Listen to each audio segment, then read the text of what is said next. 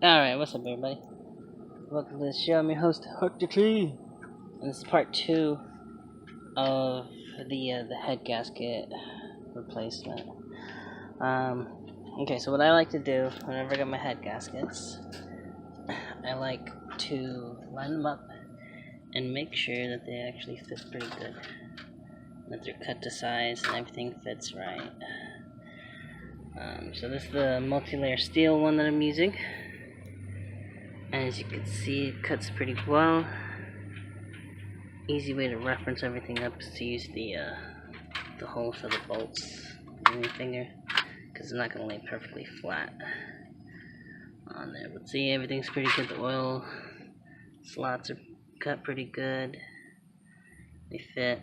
Not as precise, but it shouldn't be a problem at all. And then of course around the pistons is cut pretty well too. So yeah, so it's got a good fit on the block. And then on the head, I did get it machined. Just got back yesterday. As you can see, they all fit pretty well. Yeah.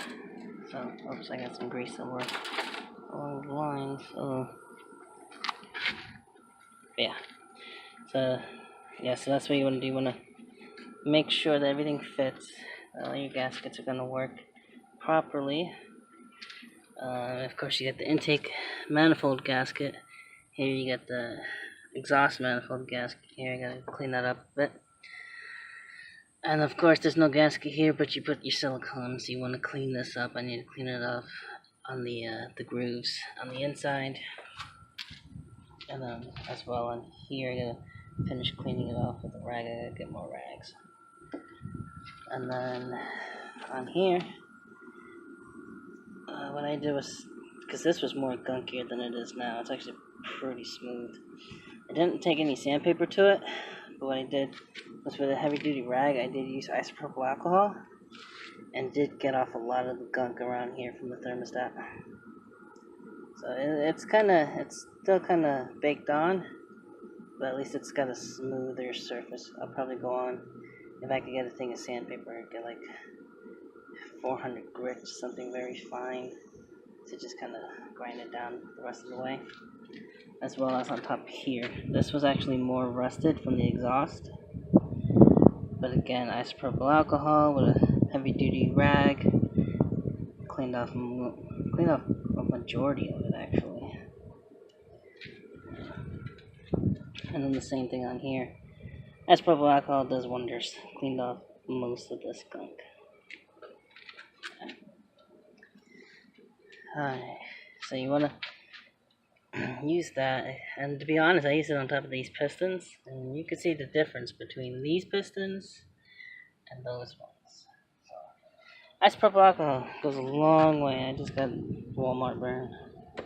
I think if you use the 90, it dries faster, and it might be a little stronger. I just had that one lying around the house. But yeah. So now the next part is once I get everything finished cleaned off, it's reassembly time, which is what the second part of the video is. Alright, so here we are with the torque specs. I'll put them right here. The sun, so you can see it. I can't even see if you guys can see it. Okay, torque specs. Tightening order is the top center, and the bottom center, then 3, 4, 5, 6, 7, 8, 9, 10. Remember, you gotta go across zigzag pattern, tightening it. So I'll have that for you guys. Alright, and it's 1, 2, 3, 4, 5, 6 steps.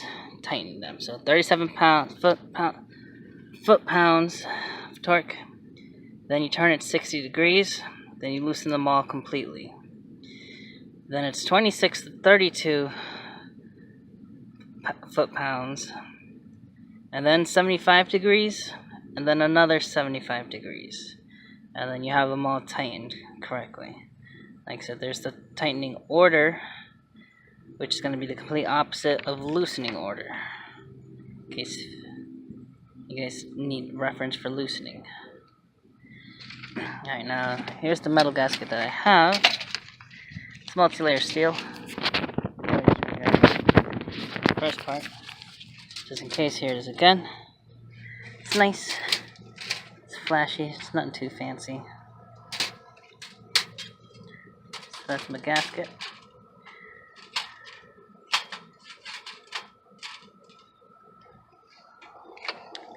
And then, of course, since it's a metal gasket, which is why you gotta resurface cylinder head, because it does get messed up from the gasket on there. I always recommend Permatex copper spray, because this stuff works great for metal gaskets, sealing them and everything. Alright, so I'm going to go ahead and spray it down. Careful with this, spray away from everything, because this stuff can make a mess if you get it on stuff.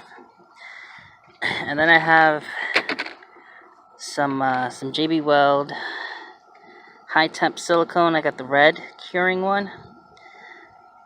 This one, see, it's great for oil pans, valve covers, exhaust manifolds, water pumps, timing covers, differential covers. There goes my torque specs.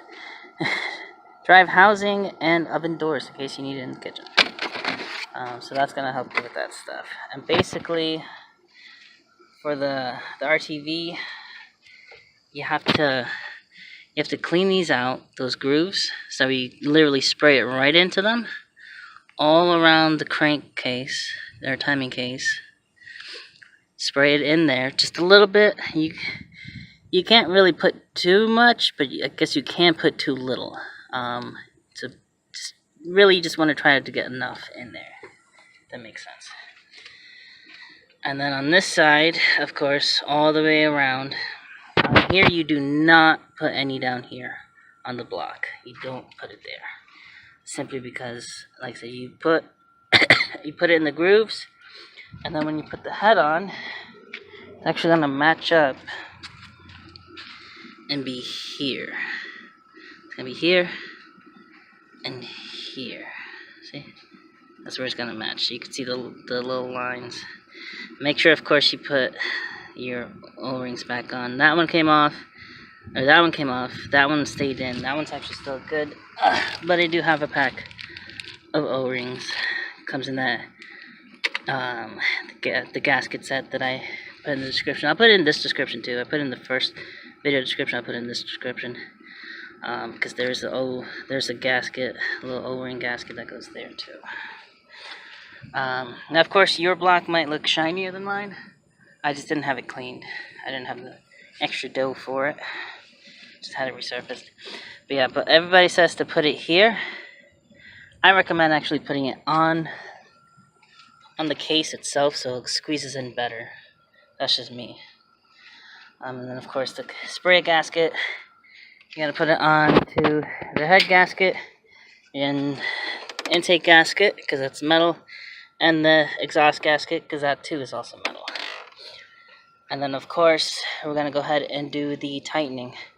So I'm going to go ahead and do that now. I'm going to go ahead and fill that in and spray my head gasket, put it in place, and start tightening down the cylinder head.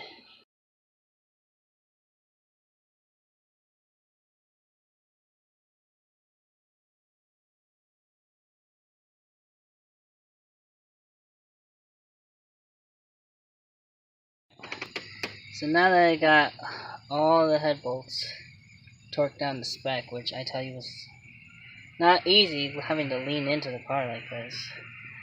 The next part, you gotta grab yourself some oil, which I just happen to have a spare quart of oil. Because the next part, you're gonna have to go ahead and lube up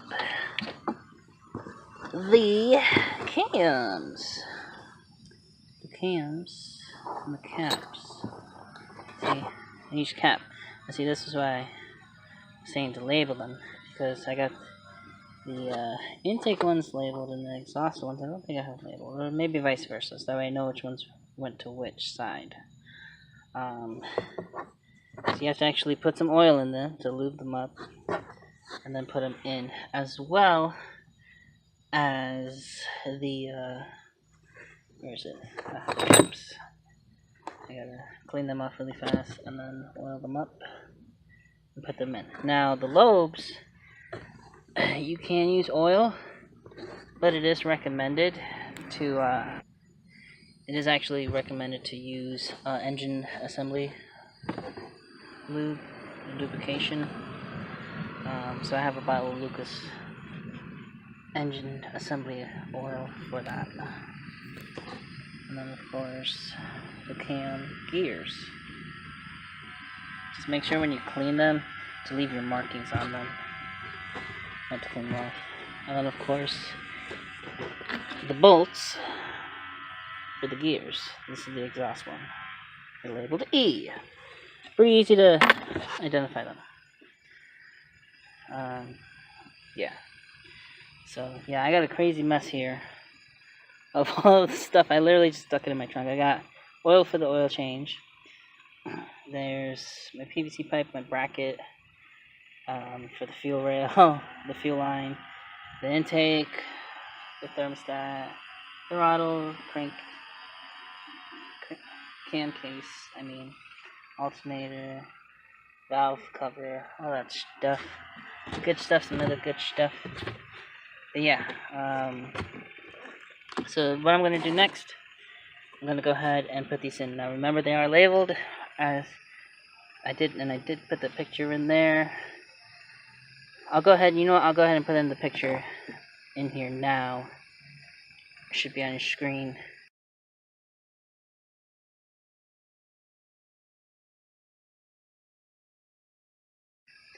And that's going to show you each one is labeled. So the exhaust ones are lettered and the intake ones are numbered. Hope I got that right. I'm not looking at the picture while I'm doing the video. Like, that's in the editing process. But yeah, so let's go ahead. I'm going to go ahead and lay down the cams, lubricate everything, and get that going. And hopefully this guy with his weed whacker cuts it off short soon, because it's really annoying. Right, so yeah, so basically that's all you gotta do. I just got a cheap little Tupperware container filled with oil for the spring caps. All the ones that are E and numbered are the exhaust ones. The ones that are intake, from the intake side, I didn't label them. They're basically all the same, honestly. But non-labeled are intake, labeled are exhaust. And the oil I'm using is Supertech Walmart brand. It's cheap oil, but it is the high mileage 5W20, which is what I will be using for the engine, because I am doing an oil change with it, because as you saw how gunky it was. All that gunk needs to get out. Honestly, I want to do an oil flush, but I don't have enough oil to do that right now. So I'm just going to drop the oil pan. I'm going to drain it, drop it, and clean out as much as I can of all the gunk that is on the oil pan. Put in some new oil, and then hopefully next week get another thing of oil, be able to flush that into the system, as well as change the filter with it. So yeah, so it may be cheap oil, and that's really honestly all you need, but that's a quart of oil I'll be able to use in the oil change, because I'm literally, these pieces are clean. I made sure that they were clean before putting them in to lube them up with oil. So that oil is going to be perfectly clean. I'm literally going to throw it right back in the bottle and use that in the oil flush. So that's just a little tip, I guess. Just you could get the cheap oil, because it's less than a quart of oil to fill it up. And honestly, that's an extra quart you have to start flushing it with, because you're gonna want to match it with the same oil that you're gonna use. Alright, so now the trick I also want to mention here with these, because they're perfectly made, like they're perfectly straight and everything, and the holes are perfectly straight. If you put them in perfectly straight, slide right in. Now, I forgot to mention this when I was taking them out. That little hole, the breather hole, if you have a little pin, you can honestly put it in that hole, push against it, and just slide it out as straight as you can. It comes out so much easier than having to sit there and try to grab these while they're covered in oil. Because like right now, because my finger has the oil, it'll grip, but with the bad oil that was on here, I couldn't grip too well with my fingers. So just a little tip, that little breather hole there, just use that, and then you'll be able to get it out easier. Now this one's giving me some slack, because there's something, there we go, yeah, there's something there. Yeah, but these just slide right on nice and easy. You don't even have to put that much force. You actually shouldn't have to put any force at all. You just slide right in. So when you're putting in the cams, or the lobes, make sure, remember, the caps, the lettered ones, A, B, C, D, go on the exhaust, and the numbered ones, 2, 3, 4, 5, yours might start at 1, go on the intake. And then also remember to put in your position sensor, so that way it can spark.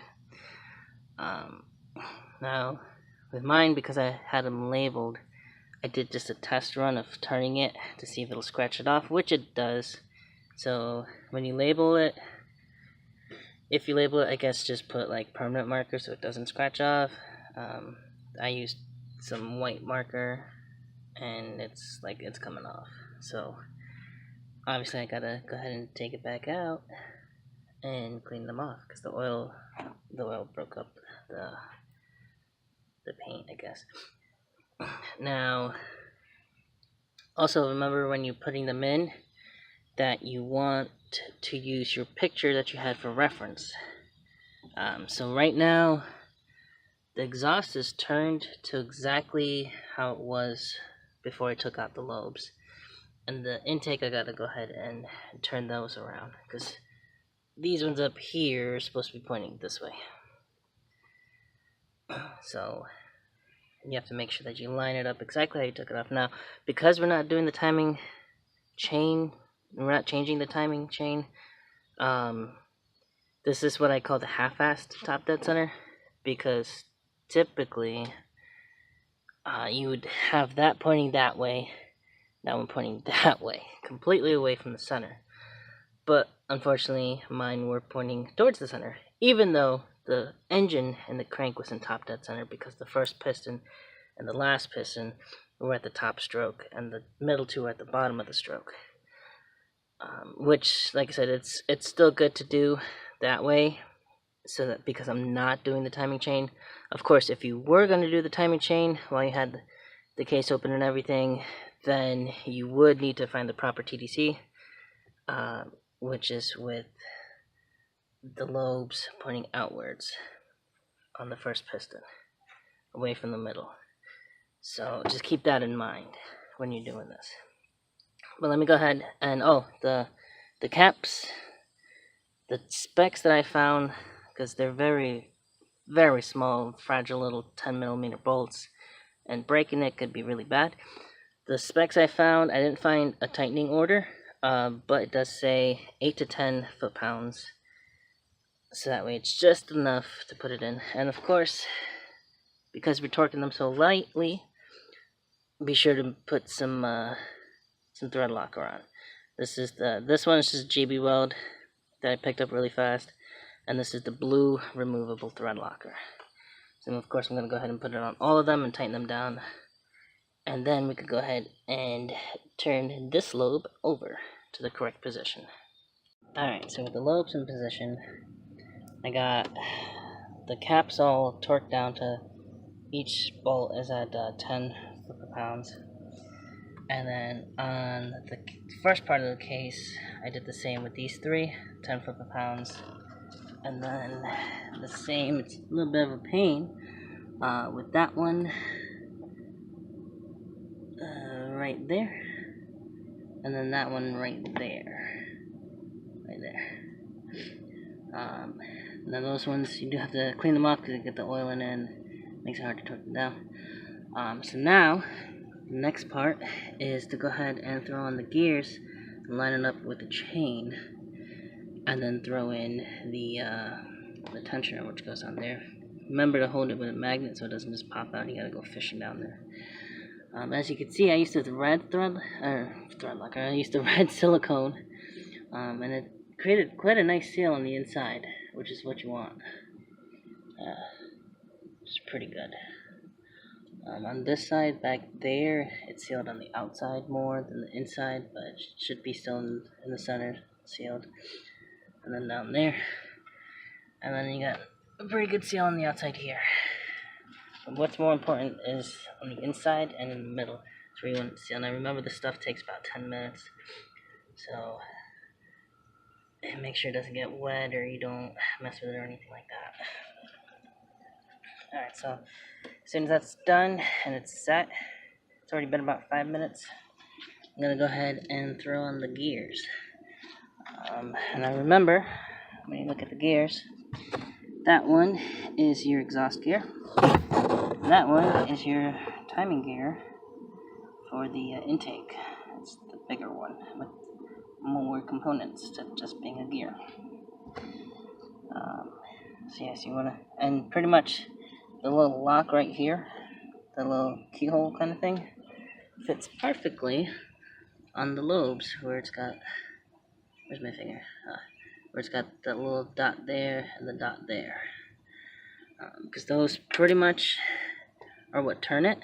So you just line it right up, slide it on, and bolt them in really easily.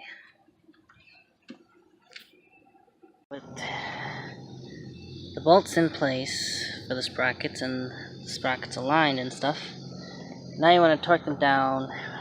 And it was honestly, took me quite a while to find any kind of specs, but what I did find was for each bolt, they said 94 to 115. So I'm gonna put it to about 95. I'm gonna test it out that way. So remember, when you torque them, you want to hold a wrench on here so it doesn't spin the lobe, it doesn't move them, or the chain. And then you're just gonna go ahead and torque each bolt. And then of course, once you have the gears all tightened and everything good to go, don't forget to put in the bracket with the tensioner. Now remember, in the tensioner, there's the spring and the little cylinder thing I was going to push against. I'll clean this off a little bit more here.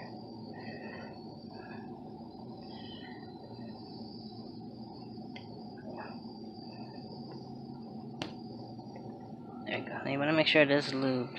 You got some oil in it. But yeah. So pretty much, yeah. Oops. See, it's pretty spring loaded. So what I was trying to do is push it down. You can actually put a little pin in that hole right there, so I can get it to focus. Right. No, right there. Put a pin right there. When you push it all the way in, that's going to hold it in place while you install it into the car. Which of course goes right down there in that little corner. It's all cleaned up. So one thing that they don't really show you, at least a lot of places didn't show it, they just kind of skip past it. When you put the tensioner back in, it's pretty simple. If you push the little push rod all the way to that stripe kind of thing, it's a groove, it's actually a groove inside of it. Push it in far enough, use the little pinhole right there, put a pin, and just make sure the pin actually goes into the groove. Like so, if I can get it to focus, which I can't because my hand's greasy. Where is it? There, like so. So you see how the pin is actually in the groove? That's going to hold it for you once you install it, and then of course you just pull it out. Now you want to do the same thing, like that's the best result, is doing the same thing when taking this out, but it's not as easy as when you're putting it in to actually put that push pin in. So honestly, just get yourself one of these magnets right here, so that way you could just fish out the spring in the little cylinder thing when it pops out into the case.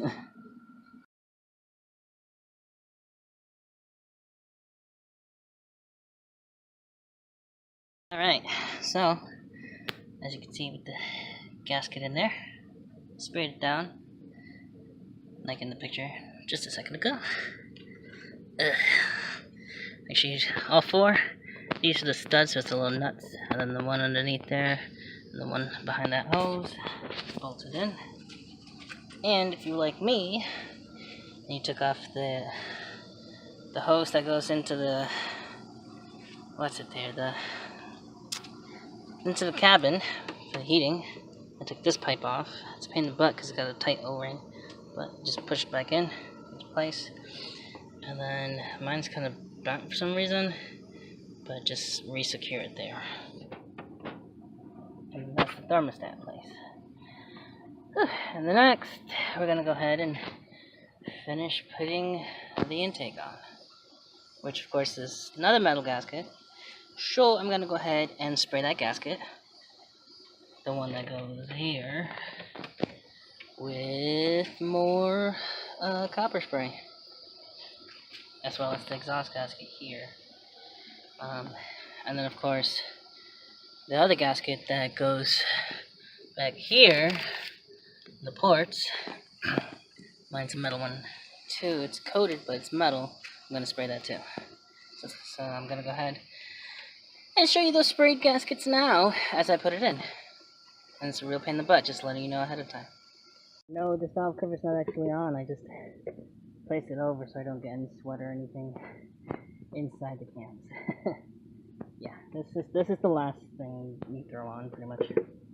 I just place it on so as I'm reaching over here, the sweat just falls on here and doesn't actually go into the end. Okay, here's the pictures.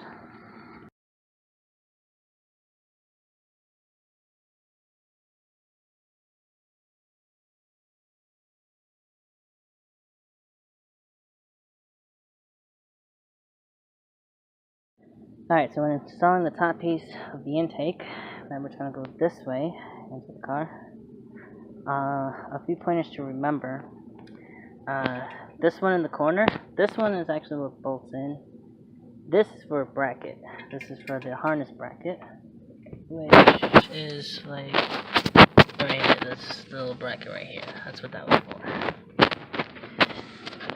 Then this one goes into the stud. This one goes into the stud. Those are nuts. Then you got 1, 2, 3. Those are the short ones. Those are the short bolts. And then the long bolts go here and here. So they're the ones closest to you. Now you also got to remember to plug it up. So this is the plug for the vacuum hose connected to the the brake booster. This is the evap recycling hose for the evap canister. All these cars passing by. This is for another bracket. Pretty sure that bolt, that bolt should be for another bracket. This is for another bracket. Of course, here is the throttle body, which I have another gasket. I'm gonna put on there. And then this is for the fuel coming straight from the fuel filter. This is the coolant lines, these two right here. And then of course on the front, that's for the PVC. And then that one and that one right there, those two are for the harness in the front, where it connects all the God, I can't think right now. It's so hot out here. Spark plug stuff. Coils, the ignition coils. That's where the harness with the ignition coil plugs into on here to hold. So don't forget, you got one. You got the brake booster hose. You got the evap hose, the fuel filter, the hose coming from the fuel filter, if you can't remember where. And then these hoses for the coolant, which are actually just these right here, literally. This one and this one. And then here's your whole thing. Yep, that one right there is for this bracket right here for the evap system. Don't forget it's got a sensor in it too, so you plug that in. And then of course there's another bracket here that goes on here and around here that goes up and holds on right down there underneath the throttle body. So forget about all that stuff. So now let's go ahead and hook that all together. So here's with everything all mocked up. I just gotta get my little things and tighten the braces. I see the coolant into here, and then from the intake from here down to this pipe. This pipe goes into the firewall into the cabin right here. This run into the thermostat. Here's the fuel. Goes around here to the fuel rail. That's already connected. I never disconnected that, but the bracket goes right underneath the bracket for the evap. And then of course the hose, the hose back here connects right here, so you gotta tighten it with that clamp. And these clamps you actually don't have to touch to leave it onto the evap sensor. And then back here, here's the little line from the fuel filter, directly from the fuel filter, all the way down here, way back, right there. You can follow this line all the way to there, next to the knock sensor. Alright, and then of course, now you literally just have the throttle body right here, and then the intake pipe coming from the throttle body here all the way across to here to the MAF sensor. Now the bolts on the here's the gasket. The bolts on the throttle body are the hex bolts. They go in this way. Now when you put the throttle body on, you want to make sure that it fits with Nissan upwards. So it's going to sit like that with the sensor behind there, the connector. It's going to sit on the other side. You don't want to accidentally put it this way or this way. That's to ensure everything's good. I really don't know if it's going to affect anything, to be honest, but that's exactly the way it came when Nissan built it, so that's how I'm going to keep it. Yeah. So if you have a hex socket, like the ones that I use for the cylinder head bolts, then great, because that's the best thing to use. But if you don't have one that small, like I don't, a simple hex key works too. Okay. Considering you're not going to be torquing these down too tight anyways, really like 10 foot-per-pound is all you're going to do. So by hand, that's it, nice and tight. That's all you got to really do. And of course, new gasket. I'm not going to spray this gasket because it's really, if you feel these, it's got a coating on it already. Excuse me. So that way, once it seals in, it actually the metal here and the metal on there will actually press into this and form a seal. So it's actually going to be sealed pretty good. So yeah, so I'm not actually going to spray the gasket, but it's a good gasket to use. And I got to clean this just a smidge because it's got a little bit of grease on there. So just simply rubbing it down a little bit with the blue shop rags. Does wonders. Look at that. Nothing on it is dry. I just wipe it down, put some pressure on for my finger. If you want, you can use a little bit of isopropyl alcohol to clean it up even more, make it more smoother, cleaner, but that's perfectly clean for the gasket, to be honest. Alright, so now I'm going to go ahead and connect this, bolt it on, put on the new gasket, and also put the air pipe.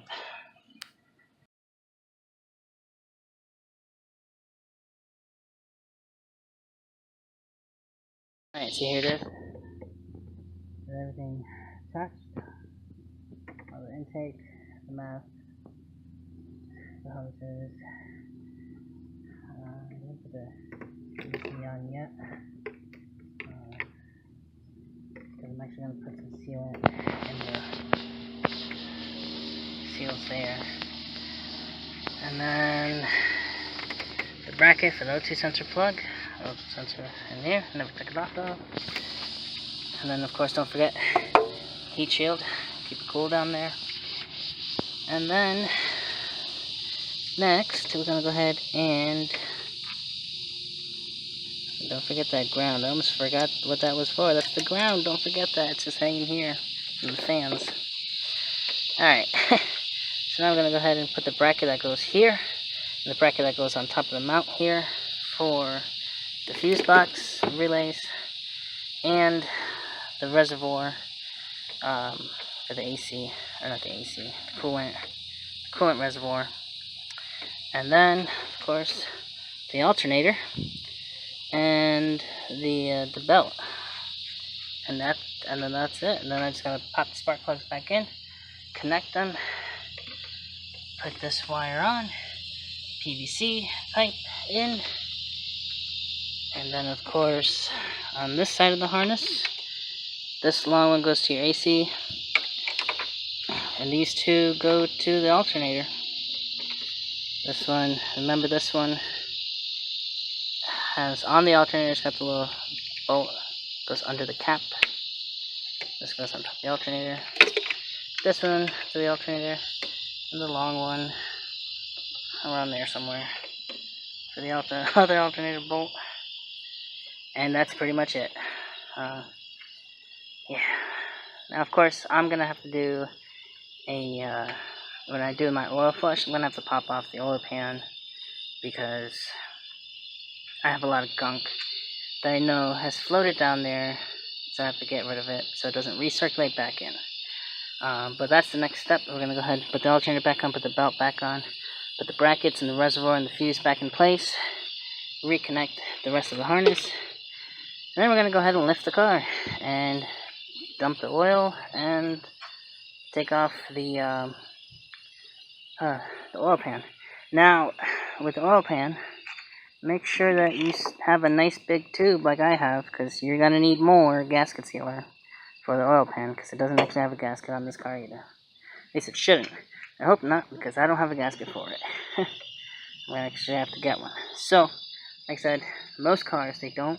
I'm pretty sure this car doesn't. You're gonna have to use the RTF to make a gasket. Alright, so that's the next step.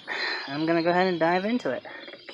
Alright, so now what we're gonna do, since we got, get the oil drained out, so I can flush that all through. This is what I'm using for my oil change. I highly recommend this claw tool to remove the oil filter. All you have to do is pinch it just a little bit and just turn, and it's perfect. Don't need to pinch it too hard because it'll start indenting in the can. But if it's just about any size, and it is adjustable, so you got big oil filters, and then even bigger oil filters. It's everything, so you don't have to worry about getting a specific cap for the top to turn it off, nothing like that. So this is a one-stop shop for taking out your oil filter. Now for the oil I use, I got Pennzoil. I fluctuate. Sometimes I use Pennzoil, sometimes I use Quaker State. I haven't switched this car over to synthetic yet, but I might soon in the future. But it's 144,000, so I got the high mileage, of course, on both, and they're both 5W20. So this is the 5 quart. This is the 1 quart. That's what we used for lubing up the stuff while putting it together. And this is what we're going to use for the oil change. And then, of course, for the oil filter, I use the best K&N Performance Gold oil filter. No, this video ain't sponsored at all by K&N. I wish it was. I use K&N stuff all the time. I use K&N air filters. I use K&N cabin filters. I use K&N oil filters. I use all their filters. But, I'm not sponsored. K&N, guys, if you're watching, I love featuring your stuff on my videos. I'm sure I have like another video or two with more K&N stuff featured. Like, hit me up, hit a brother up. Send me a message, send me a comment on here. I will reach out to you guys, give you my business email, get in contact with you guys. Let's do it. Let's do it big.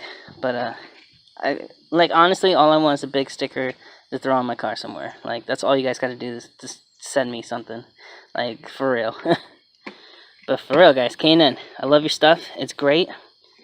This one is the wrench off, so it's really easy when you take it off. You literally just use the wrench. You don't even have to go and grab your claw or anything. But yeah, but this one is the Performance Gold. I love Performance K&N filters. They're great. They last so long. And they actually keep your oil a little bit cleaner than other filters do. But yeah, so that's what I use. I use the K&N, I use the Pennzoil, and then of course I got that extra quart. I'm just gonna throw in if I need it, because you got to remember, you got to throw a little bit in here anyways, because it's a full flush. So put some oil in there, just a little bit, and then put the rest in. If I need any extra for lube or anything like that, I got this extra quart. But yeah, and then of course for the coolant, honestly, I just kind of recycle my coolant, because it's actually pretty clean. So I got the 50-50 mix. But yeah, so K&N, man, guys, hit me up, let me know. Good. Let's get a business deal going. Yeah, so that's all I need. Pretty simple. Drain it, plug it, put the stuff in. That's it. Just careful with the oil filter. That stuff makes a mess. So be sure to have a couple extra shop rags laying around to clean it up. But yeah, so that's what I'm gonna do now. Alright, so here's the fun part. Now I got the oil in there. As you can see, it's shinier now. I actually just drenched the oil all over it. One tip I recommend when putting on the valve cover back on, PVC is very brittle, and it's a pain. Put it on first, and then just unbolt the bolts there that connect it there. So this way, when you slap it on, you just pop that right in place. Alright, so y'all aren't gonna have this problem. I hope not. Me, I still have that bolt right there that's still broken in there. I had two. That one I was able to get out. That one I have to get another bit, a stronger bit, because the extractor's made of steel and is in there. And the drill bit I had can't drill through steel.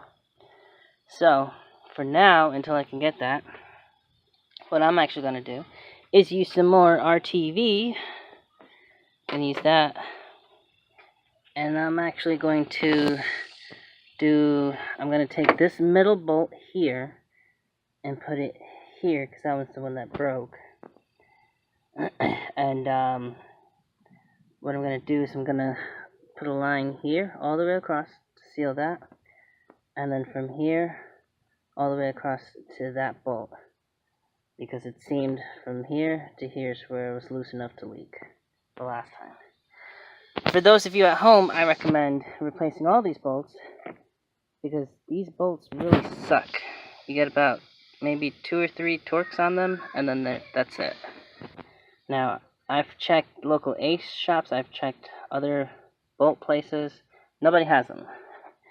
Even online, I can't even find them for the Altima or a Sentra, even though it's the same engine.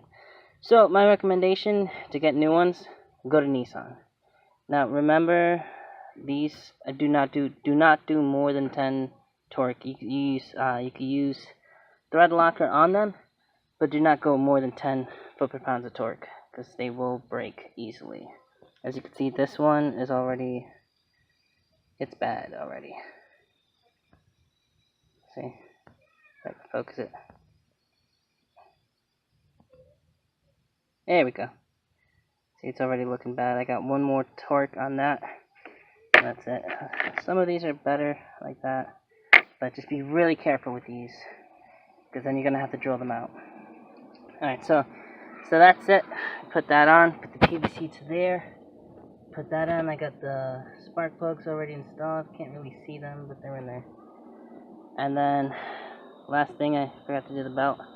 But yeah, put the belt on. I need a diagram because I forgot how to do this belt. I had it half on and I'm like, wait a minute, there's too much slack. So now that I got more light, I can see better. Yeah, and then of course the brackets and all that stuff. You don't need it to start the car. I'm just anxious to get the car started and make sure it's running good. So that's what I'm going to do now, is put on the valve cover, seal the valve cover, and then connect the spark plugs and start her up.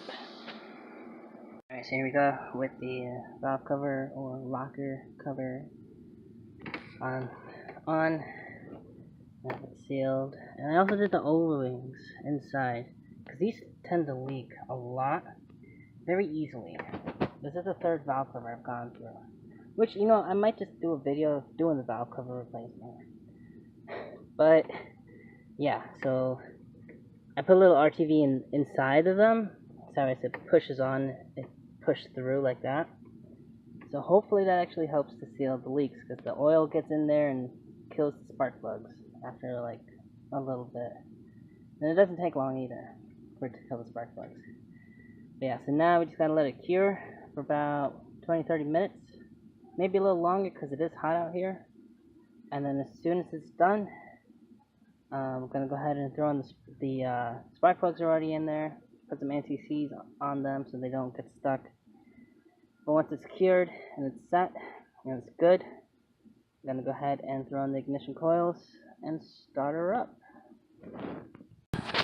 There we go, we got an fully assembled engine. Yay, hooray. You did it. You sat through part 1 and part B and part 2 of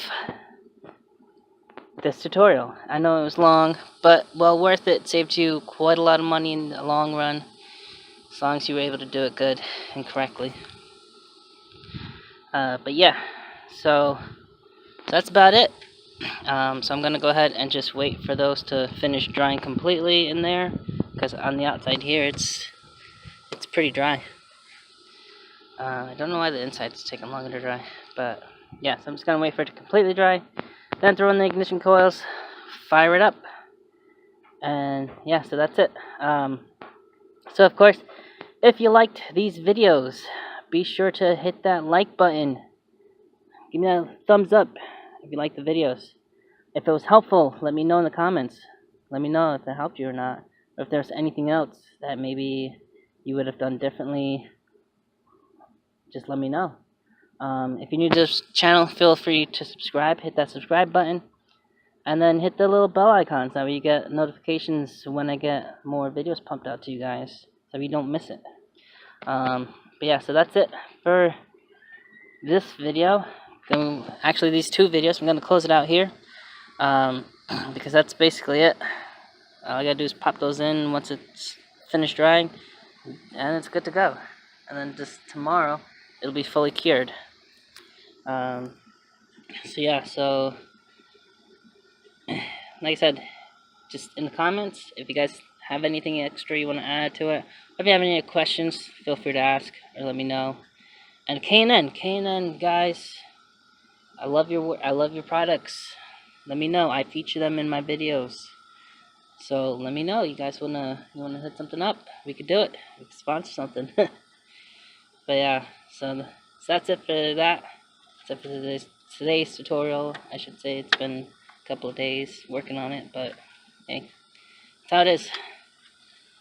So yeah, stay tuned.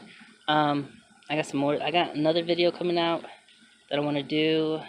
I'm not gonna say what it is. Ooh, it's a surprise.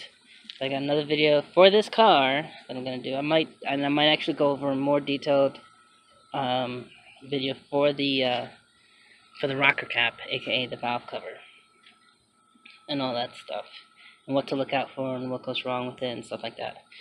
But yeah, so like I said, come on guys, let's get some likes on this video.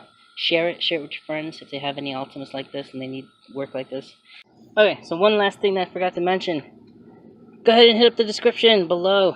I'm gonna put in my Patreon link down there in the description. Feel free to support me. It helps greatly with any little bit that you want to support me with. Any little bit helps. I also have t-shirts that you guys can order. Limited time.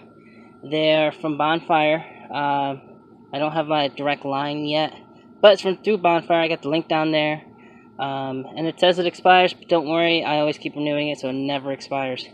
So it's going to have my logo, it's going to be my t-shirt. I got blue, gray, and black. Trying to see maybe if you guys want some other colors, just let me know. I'll put in some other colors too. But it's going to be in the description. Feel free to hit those links up. Support me, support the channel, buy a t-shirt, get logoed. It's great. Works wonders. Alright, later guys.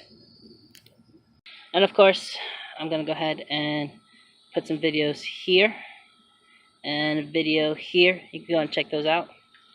And that's it. We'll see you guys later.